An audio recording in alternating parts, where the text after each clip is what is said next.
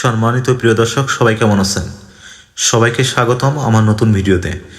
দর্শক, আজকে আপনাদেরকে আমরা নিয়ে এসেছি নতুন একটি খামারে, যেখানে খামার ঘর তৈরি হচ্ছে। এবং আজকে এই ভিডিও দেখতে দেখতে আপনারা অনেক কিছু খামার বিষয়ে শিখতে পারবেন।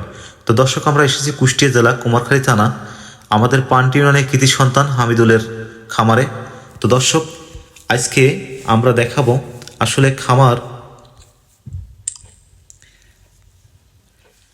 আজ আমি আপনাদেরকে দেখাবো শুধু একটা খামার নয়, আজ দেখাবো একটি স্বপ্নের ঠিকানা, যেখানে গরু, মানুষ আর প্রকৃতি একসাথে সুন্দরভাবে বাসে।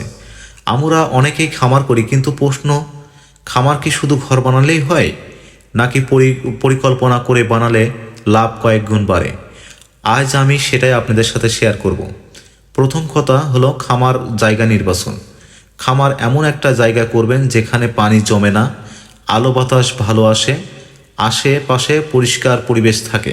মনে রাখবেন, আলো যত ভালো হবে রোগ তত কম হবে, বাতাস চলাচল সুন্দর হবে, গরু তত আরাম পাবে। খামার মানে শুধু টিনের ঘর না, খামার মানে প্রাণের জন্য আরামদায়ক বাসস্থান। এখন আসি ঘরের মাপের বিষয়ে।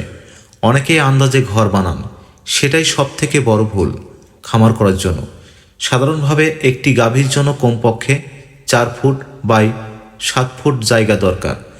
বড় গরুর জন্য 5 ফুট বাই 8 ফুট হলে সব থেকে ভালো হয়। দুটো গরুর মাঝখানে কমপক্ষে 1 ফুট ফাঁকা জায়গা রাখবেন, আর ছাদের উচ্চতা রাখবেন কমপক্ষে 10 থেকে 12 ফিট। কারণ গরমে বাতাস আটকে গেলে গরু অসুস্থ হয়। মনে রাখবেন, সংকীর্ণ ঘর মানে রোগের আমন্ত্রণ। এখন বলি মেঝের কথা। খামারে যেন কখনো পিচ্ছিল না হয়। সিমেন্ট হালকা করে ঢাল করে রাখবেন, যেখানে পানি জমে থাকে না। প্রতিদিন গোবর পরিষ্কার হবে। পানি জমে থাকলে পোকা, গন্ধ, রোগ সব একসাথে আসে। পরিষ্কার খামার মানেই কম চিকিৎসা, বেশি লাভ। এবার আসি আলো বাতাস। খামারের চারিদিকে জানালা ফাঁকা অংশ রাখুন। দক্ষিণ দিকে খোলা রাখলে আলো বাতাস সুন্দর আসে, গরম বাতাস বের হতে পারে, গরু হাঁপিয়ে পড়ে না।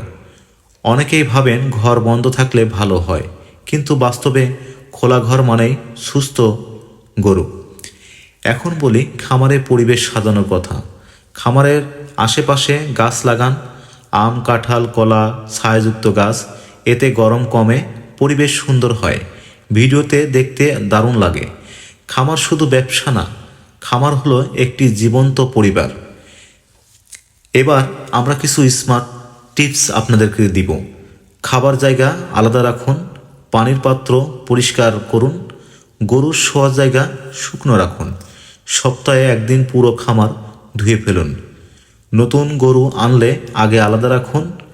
এই কাজগুলো ছোট হতে পারে, কিন্তু এই কাজগুলো আপনার বড় ক্ষতির হাত থেকে আপনার খামারকে রক্ষা করবে। মনে রাখবেন, আপনি যখন বাড়ি থেকে একটা গরু কিনে আনবেন, সেই গরুর থেকে অনেক রোগ জীবাণু থাকতে পারে এবং আপনার খামার সুস্থ গরুগুলো অসুস্থ করে দিতে পারে। তো অবশ্যই খেয়াল রাখবেন, আপনার খামারটাতে যখনই বাড়ি থেকে কোনো গরু কিনে আনবেন, সেটাকে অবশ্যই আলাদা করে কিছুদিন অন্য জায়গায় রেখে দেবেন, 10-12 দিন। তারপর যখন দেখবেন গরুটা ওখান থেকে সুস্থ মনে হবে বা আপনার কাছে পারফেক্ট মনে হবে, তখন আপনার মেন খামারে অবশ্যই গরুটা প্রবেশ করাবেন। তাতে আপনার খামার অনেক বড় ক্ষতির হাত থেকে বাঁচবে। তো দর্শক, ভিডিওটা আমাদের যদি ভালো লেগে থাকে, আমাদের এই ভিডিওটা অবশ্যই একটা লাইক দিবেন, একটা কমেন্ট করবেন এবং সুন্দর মতামত দিবেন। অবশ্যই আমরা চেষ্টা করব আপনার মতামত অনুযায়ী আমরা ভিডিও দেওয়ার জন্য। তো দর্শক, হামিদুলের জন্য অবশ্যই দোয়া রাখবেন। হামিদুলের খামারটা কেমন লেগেছে, নতুন খামারটা অবশ্যই কমেন্ট করে জানাবেন এবং এই খামারের ভিডিওটা অবশ্যই বেশি বেশি শেয়ার করবেন, এবং যাতে প্রান্তিক খামারিরা এই ভিডিওটা দেখতে পারে এবং যারা খামার করছে, নতুন করতে চাচ্ছে, তারা যেন এই ভিডিওটা দেখে উপকৃত হয়। তো দর্শক, ভালো থাকবেন, সুস্থ থাকবেন। আমি রাসেল উদ্দিন, আবার দেখা হবে নতুন কোনো ভিডিওতে। সে পর্যন্ত ভালো থাকবেন, নিজের খেয়াল রাখবেন এবং আপনার খামারকে খুব খেয়াল রাখবেন। তো ভালো থাকবেন, আপনি লাভবান হবেন ইনশাআল্লাহ। ওকে, আল্লাহ হাফেজ।